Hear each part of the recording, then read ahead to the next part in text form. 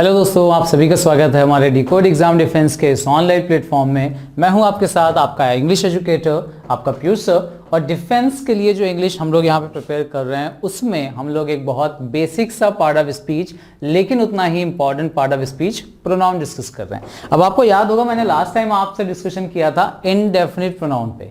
Indefinite pronoun का introduction दिया था। उस पर बनने वाले जो क्वेश्चंस या उसके जो एक्चुअल कॉन्सेप्ट्स आपको कंफ्यूज कर सकते हैं, वो डिस्कस मैंने आपसे किया था।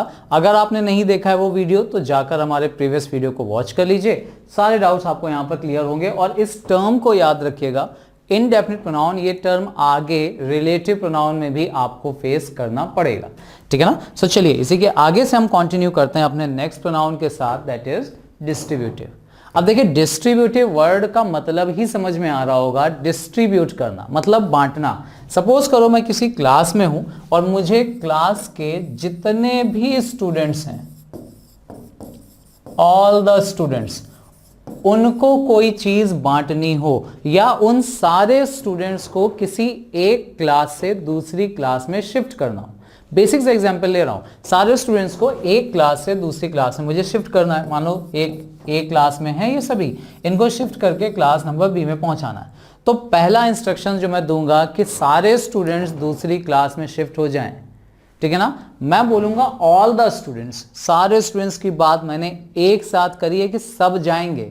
लेकिन ये श्योर है कि जब ये एक क्लास से निकलना शुरू होंगे, तो आप खुद सोच के बताइए, क्या सारे स्टूडेंट्स एक साथ उस दरवाजे से निकल पाएंगे? नहीं, जाएंगे सारे स्टूडेंट्स, एक नहीं, सबकी बात की। लेकिन जब उन सारे स्टूडेंट्स की बात हम एक एक करके करेंगे, यानी वन बाय वन, एक एक करके। अब देखो, कंफ्यूजन इसलिए होता है क्योंकि यहां बात सबकी करते हैं। बिल्कुल कोई प्रॉब्लम नहीं, सबकी बात करते हैं, करें, लेकिन एक साथ नहीं करते, एक एक करके किया जाता है, वन बाय वन। इसलिए ये प्रोनाउन बहुत ज्यादा कंफ्यूजिंग होते हैं। ठीक है ना। Distributive pronoun, distributive means talk individually, one by one, एक एक करके हम बात करेंगे। कौन कौन से वर्ड्स आते हैं? ईच है, हर एक, प्रत्येक, एवरीवन। एवरी का मतलब भी यही होता है। आइदर, नाइदर, नन, वन, ये वर्ड्स हम लोग कंसीडर करेंगे या डिस्कस करेंगे इस डिस्ट्रीब्यूटिव प्रोनाउन में। तीन प्रोनाउन मैंने आपको जब टाइप्स पढ़ाए थे तभी इंडिकेट किया था कि आपके लिए बहुत ज्यादा इंपॉर्टेंट है। इंपॉर्टेंट मतलब जिन पे क्वेश्चंस, नंबर ऑफ क्वेश्चंस ज्यादा बनते हैं। ठीक है ना। सो डिस्ट्रीब्यूटिव प्रोनाउन पे भी क्वेश्चंस बहुत सारे बनते हैं। सिंटैक्स का एक बहुत मेजर पोर्शन आपका यहां से कवर होता है प्रोनाउन से। इस पॉइंट को ध्यान में रखते हुए डिस्कशन यहां पे हम लोग करेंगे। अच्छा, अब पहले कंफ्यूजन की बात करते हैं, या क्या क्या चीजें आपको कॉन्सेप्ट के थ्रू यहां जानना जरूरी है उसकी बात करते हैं। देखिए, पहली चीज जो जानना जरूरी है वो ये, ईच और एवरी, हिंदी में दोनों का मतलब निकलता है प्रत्येक, या दोनों का मतलब निकलता है हर एक। बात हर एक पर्सन की करेंगे, मतलब बात सबकी होगी, लेकिन प्लीज ध्यान रखिएगा, एक साथ नहीं होगी। फिर से याद दिला दूं, बात होती है वन बाय वन, यानी एक बार में बात होगी केवल एक नाउन की। मतलब डिस्ट्रीब्यूटिव प्रोनाउन में ये जितने भी वर्ड आपको लिखे हुए यहां पर दिख रहे हैं, ये सारे के सारे वर्ड्स आपको सिंगुलर ही यूज करने हैं। फिर से याद दिला दूं, सिंगुलर यूज करने हैं। ठीक। अब ईच और एवरी, इन दोनों वर्ड्स का मतलब एक जैसा ही होता है, प्रत्येक या हर एक। सो एक्चुअल में इन दोनों में डिफरेंस क्या है? ईच और एवरी में डिफरेंस जरूर जान लीजिए, आपको आगे भी काम आएगा। ये सिंटैक्स में काम आएगा, प्रोनाउन तो हम लोग पढ़ ही रहे हैं, यहां काम आएगा, और एडजेक्टिव में भी ये पॉइंट आपके काम आता है। ठीक है ना। तो ईच और every, what is the difference? Each और एवरी में अंतर क्या है उसकी बात कर लेते हैं। देखिए, ये एग्जाम्पल ऑफ कोर्स वही वाला लिया हुआ है। All the students will move to another class, दूसरी क्लास में जाएंगे, but all the students can't leave the class together. So when, यहां पे दे होना चाहिए actually, when they leave room, when they leave room, one by one we use distributive pronoun. एक एक करके बात करते हैं तो बात आती है डिस्ट्रीब्यूटिव प्रोनाउन की। हाँ, ईच और एवरी में डिफरेंस क्या होता है इसकी बात करते हैं। ईच और एवरी में डिफरेंस, अब देखो, ईच और एवरी में डिफरेंस तीन तरह का होता है। पहला लिखा हुआ है फॉर मिनिमम 2, फॉर मिनिमम 3। ठीक, पहला डिफरेंस दिखा देता हूं साथ में डिफरेंसेस, फिर हम लोग एग्जाम्पल से इनको आसानी से समझते हैं, बहुत आसान हो जाएंगी चीजें। ईच और एवरी का डिफरेंस आज से आप अच्छे से यूज करने लगोगे, ईच और एवरी को अच्छे से। दूसरा लिखा हुआ for small number, for large number. ठीक, पढ़ते हैं, अभी करते हैं डिफरेंस डिस्कस। तीसरा लिखा हुआ है each used as an adjective as well as pronoun. ये प्रोनाउन की तरह भी यूज होता है, एडजेक्टिव की तरह भी, जबकि every is used as an adjective only, ये केवल एडजेक्टिव की तरह यूज होता है। अब इनमें डिफरेंसेस तो यहाँ पे आपने पढ़ तो लिए, लेकिन एक्चुअल में डिफरेंस क्या है उसकी बात कर लेते हैं। देखिए, अब एग्जाम्पल्स के थ्रू समझाने जा रहा हूं यहां पर, जो कि एक्चुअल में आपकी प्रॉब्लम सॉल्व करेगा। समझना इस केस को ध्यान से। बोला गया he has 3 sons। Clear, simple some sentence. Meaning निकला उसके 3 बेटे हैं, 3 बेटे हैं, he has 3 sons। और आगे दे दिया गया आपको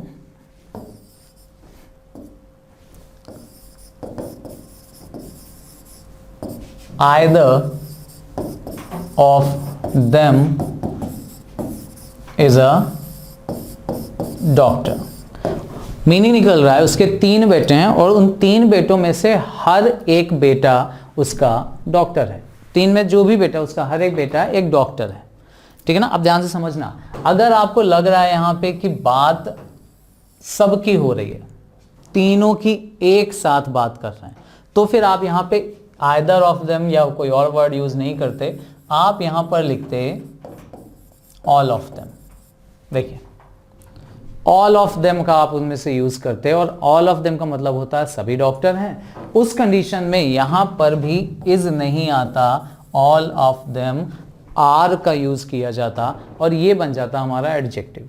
ऑल एडजेक्टिव, क्योंकि सॉरी ऑल यहां पर प्रोनाउन ही होता, लेकिन इनडेफिनिट प्रोनाउन। ठीक है ना, ये आर का यूज यहां पर किया जाता। अब इसके बाद अगर हम ऑल के बाद यहां पर नहीं करें, चूंकि हम डिफरेंट यहां पे प्रोनाउन पढ़ रहे हैं डिस्ट्रीब्यूटिव, उनकी बात अगर करें, सो देखिए सबसे जरूरी चीज कि यहां पर ये जो आइदर वर्ड का यूज किया गया है, उनमें से हर एक, जो मीनिंग ईच और एवरी का आता है वही मीनिंग आइदर और नाइदर का भी आता है। ये भी ध्यान रखिएगा। अंतर क्या है, यहां पर 3 बेटे हैं और 3 में से हर एक, इस ऑफ का मतलब यहां जरूर क्लियर रखना, मतलब होता है इसका में से, चॉइस के या सिलेक्शन के लिए आता है। ठीक है ना, उनमें से मतलब 3 बेटे हैं, उनमें से हर एक की जब बात करनी होगी, याद रखना आइदर का यूज कभी भी 3 के लिए नहीं किया जाता। ठीक, 3 के लिए आपको अगर यूज करना है तो आप वर्ड क्या यूज करोगे यहां पे, ईच। ठीक, अच्छा, अगर यहां पे 3 नहीं होता बल्कि 2 सन्स होते, 2 सन्स होते हैं, उस कंडीशन में यहां पर आइदर भी सही हो सकता था और यहां पर ईच भी सही हो सकता है। आइदर ईच दोनों सही हो सकते हैं। मतलब आइदर केवल कितने के लिए आता है, 2 में से हर एक, जबकि ईच का यूज 2 के लिए भी हो सकता है और मोर देन 2 के लिए भी हो सकता है। कितना भी आप यूज करो, मिनिमम 2 होने चाहिए, उनमें से हर एक के लिए आएगा ईच या आइदर। अब 2 दिया होता यहां पर तो आइदर ऑफ देम भी सही होता, ईच ऑफ देम भी सही होता, कोई प्रॉब्लम नहीं थी। लेकिन जब आपको 3 सन्स दिया हुआ है तो आप यहां पर आइदर का यूज नहीं कर सकते, ये सिर्फ 2 के लिए आता है। क्या लिखना पड़ेगा, ईच। अब एक क्वेश्चन ये आता है कि क्या यहां पर ईच की जगह एवरी नहीं लिख सकते थे? तो उसका आंसर सिंपल सा है, एवरी का यूज भी 2 से ज्यादा के लिए करते हैं। देखो आपको याद होगा पहला डिफरेंस जो हमने पढ़ा था, this is for minimum 2, minimum 2 हो उनमें से हर एक के लिए आता है, 2 से ज्यादा हो कोई इश्यूज नहीं। लेकिन 2 के लिए कभी भी एवरी का यूज नहीं होता, एवरी के लिए मिनिमम 3 लोग होने चाहिए। अब मिनिमम 3 है तो क्या यहां पर एवरी का यूज नहीं हो सकता? सिंपल सा लॉजिक आ रहा है ना कि 3 सन्स हैं, उनमें से हर एक की बात हो रही है तो आना चाहिए। बट अब यहां पे ये तीसरा वाला जो डिफरेंस हमने पढ़ा था ना, वो आपके काम आएगा। ये एवरी का यूज यहां पर हो सकता था, लेकिन तभी हो सकता है जब एवरी के बाद कोई एक नाउन आया हो। एवरी कभी भी सेंटेंस में अकेले यूज नहीं होता, उसके साथ कोई ना कोई एक नाउन आना चाहिए। आप ये सन जो लिखा है ना, फिर यहां पे आगे लिख लो, he has 3 sons, every son of them लिख सकते हो आप, कोई इश्यूज नहीं। या तो नाउन रखो, और अगर नाउन नहीं रखना है तो इसके साथ ये वर्ड लगा दो, एवरी वन ऑफ देम। मतलब एवरी अकेले नहीं आएगा, उसके साथ कोई ना कोई एक वर्ड जरूर आना चाहिए। आप चाहो तो वन लगाना, आप चाहो बडी लगा दो। एवरी वन और एवरीबडी बिल्कुल सेम है, दोनों में कोई डिफरेंस नहीं। Every one everybody same meaning, ठीक है ना। प्रीफर हम लोग ऑफकोर्स एवरी वन पर्सन के लिए जनरली इसी को प्रीफर करते हैं, एवरी वन ऑफ देम। सो याद रखना 3 sons हैं, तो यहां पर आइदर नाइदर नहीं आ सकता, या तो ईच लगाओगे या एवरी वन लगाएंगे। ईच अकेले आ सकता है, ईच नाउन के साथ भी आ सकता है, ये लिखा है तीसरा डिफरेंस। ईच बॉय भी लिख सकते हैं, ईच अकेले भी लिख सकते हैं आप, ठीक है ना, कोई इश्यूज नहीं है। So each used as an adjective, ये एडजेक्टिव भी है। जैसे ही आप इस ईच के साथ कोई नाउन लगाते हो, ईच बॉय, ये बन गया नाउन, ये हो गया इसका एडजेक्टिव। यहां पे एडजेक्टिव है, बट डायरेक्ट आप बॉय को हटा के डायरेक्ट यूज कर लो यहां पर ईच, सीधे सीधे सेंटेंस लिख दो, ईच वॉज हैप्पी, हर एक पर्सन खुश था, ये ईच। ईच अकेले भी आता है, used as an adjective as well as pronoun. यहां पे ईच हो गया प्रोनाउन, नाउन के साथ लगा दोगे तो वो हो जाएगा एडजेक्टिव। दोनों काम करते हैं, but every used as an adjective only, केवल एडजेक्टिव का काम करेगा। इसको प्रोनाउन में लिखने का मकसद सिर्फ इतना था कि हम ईच और एवरी को साथ में डिस्कस कर पाएं, ठीक है ना। एवरी प्रोनाउन में कंसिडर नहीं किया जाता, याद रखिएगा। अच्छा, नाउन लिखा है, साथ में आप चाहो तो नाउन की जगह वन, नाउन की जगह पर बडी यूज कर सकते हैं, या फिर ऑफकोर्स यहाँ पर थिंग, ये वर्ड यूज कर सकते हैं। क्लियर। ईच और एवरी में 2 डिफरेंसेस तो हमने यहाँ पर पढ़े। कौन कौन से डिफरेंसेस थे? ये मिनिमम 2 मिनिमम 3 के लिए आता है, ईच मिनिमम 2 के लिए, एवरी मिनिमम 3 होने चाहिए, ज्यादा कितने भी हो नो इश्यूज, ठीक। अच्छा, अब अगर मैं बोलूं, फिर से देखना आप, दूसरा डिफरेंस जो है यहाँ पर, ये स्मॉल नंबर लार्ज नंबर, इसको एक्सप्लेन कर देता हूं, वो समझ लो। अगर मैं बोलूं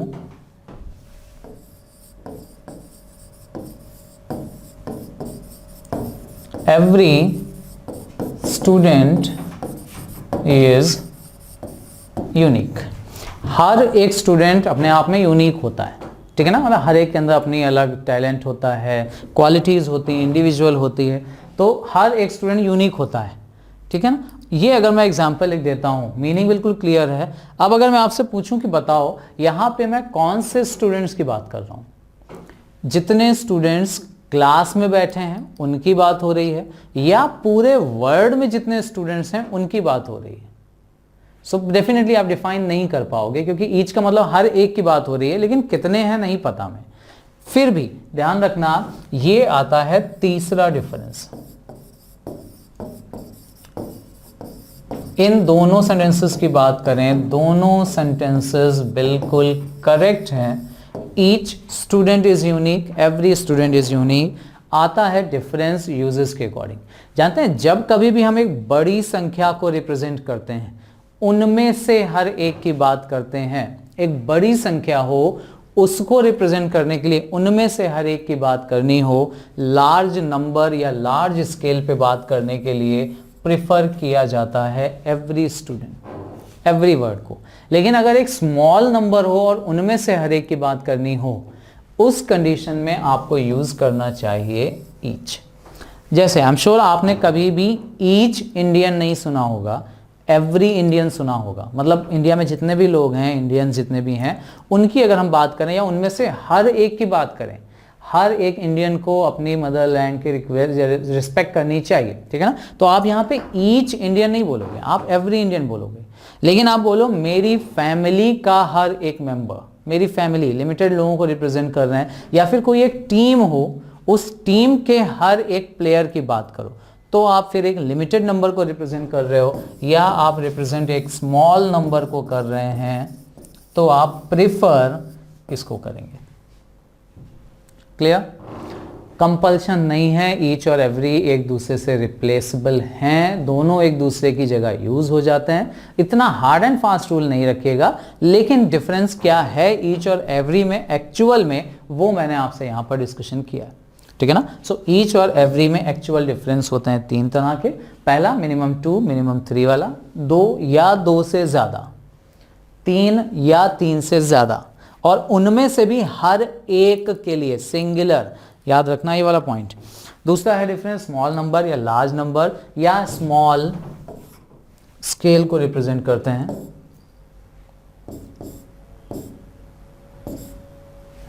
ये स्मॉल स्केल पे भी बात होती है, इसको भी लिख सकते हो आप, ये लार्ज स्केल पे बात करता है।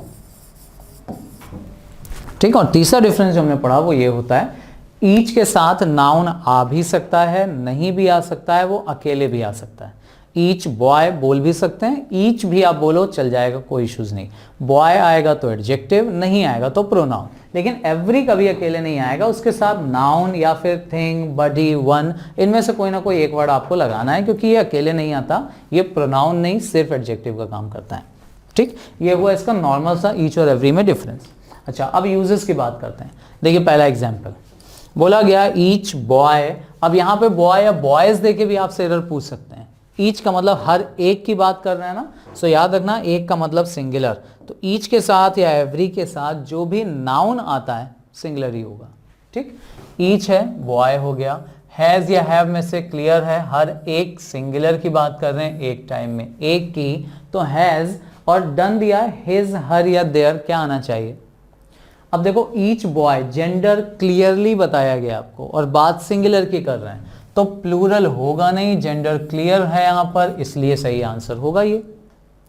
चेंज कर दिया जाए, ईच गर्ल कर दिया जाए, फिर से बात हर एक की हो रही है, हैव गलत हो जाएगा। अब इस बार फिर से सिंगुलर है तो देयर नहीं होगा, अब चूंकि जेंडर यहां भी क्लियर है तो हर हो जाएगा।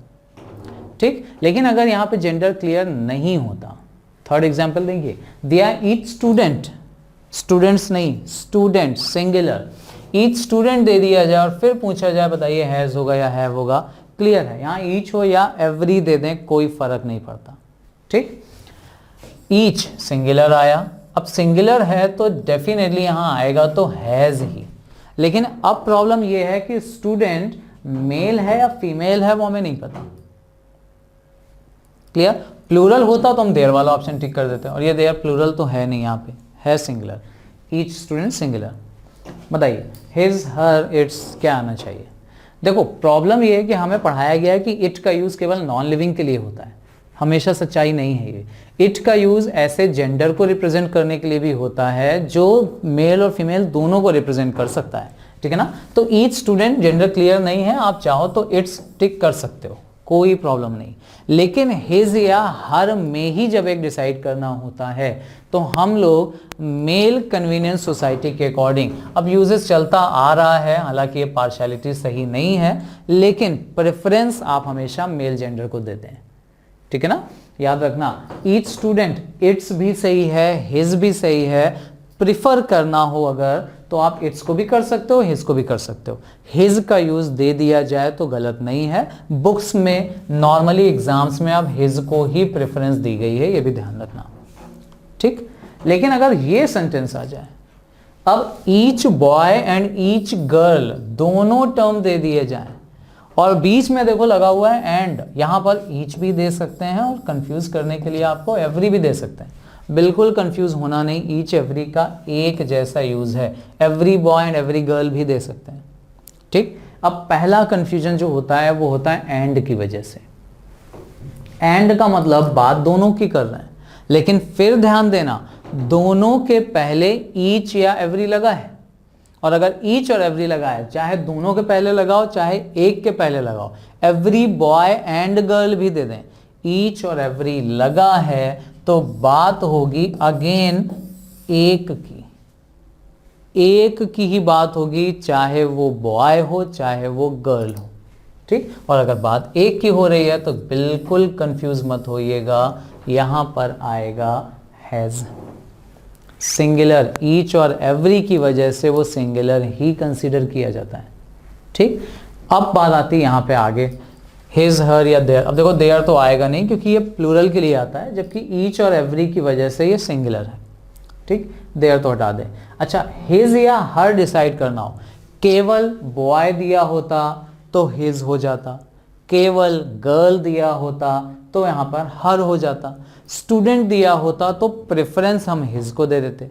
लेकिन जानते हैं जब दोनों जेंडर अलग अलग साथ में मेंशन कर दिए जाए, अच्छा ईच बॉय या ईच स्टूडेंट एंड टीचर दे दें, स्टूडेंट टीचर मेल भी हो सकते हैं फीमेल भी, आप वहाँ हिज लगा दो, कोई इश्यूज नहीं। लेकिन जब अलग अलग जेंडर दिए हैं ना, उस कंडीशन में यहाँ पर आने वाला हिज या हर यूज होता है अपने, जानते हैं किसके अकॉर्डिंग, नियरेस्ट सब्जेक्ट के अकॉर्डिंग।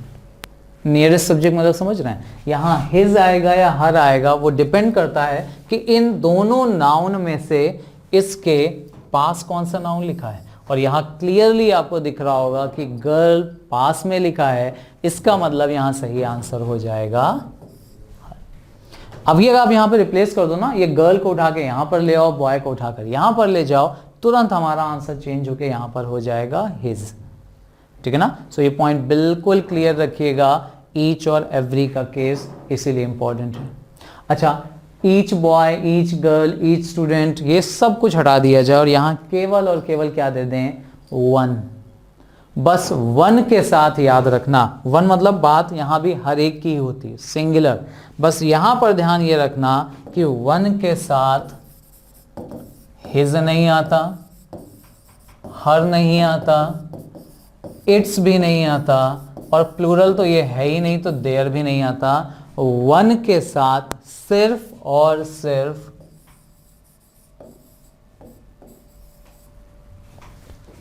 वंस का यूज किया जाता है, और इस रूल को वन के साथ आने वाला वंस टिक कर लेना मोस्ट इंपॉर्टेंट क्वेश्चंस में से। प्रोनाउन के डिस्ट्रीब्यूटिव से पूछे जाने वाले सबसे इंपॉर्टेंट क्वेश्चंस में से एक होता है वन का केस। ठीक है ना। सो ये कंप्लीट हुआ हमारा डिस्ट्रीब्यूटिव प्रोनाउन। आई होप कुछ चीज़ें आपको समझ में आई होंगी, कुछ चीज़ें आपकी प्रैक्टिस में आई होंगी। इसके अलावा अगर आपको फिर भी लगता है कोई कन्फ्यूजन है, डाउट है, कुछ पूछना चाहिए, तो आप डेफिनेटली हमसे पूछ सकते हैं। कमेंट सेक्शन में अपना पॉइंट मेंशन कर दीजिए, लाइक कर लीजिए इस वीडियो को, शेयर करिए, सब्सक्राइब करिए। जिनको भी ज़रूरत आपको लगता है वीडियोस देखने की, जिनको इंग्लिश से डर लगता है उनको दिखाइए, सब कुछ आसानी से उनको समझ में आएगा। चलिए कंटिन्यू करेंगे हम लोग एक और प्रोनाउन के साथ अपने नेक्स्ट क्लास में। तब तक के लिए चीज़ें प्रैक्टिस ज़रूर करते चलिएगा। मिलते हैं हम लोग अगले वीडियोज़ में। Thank you very much.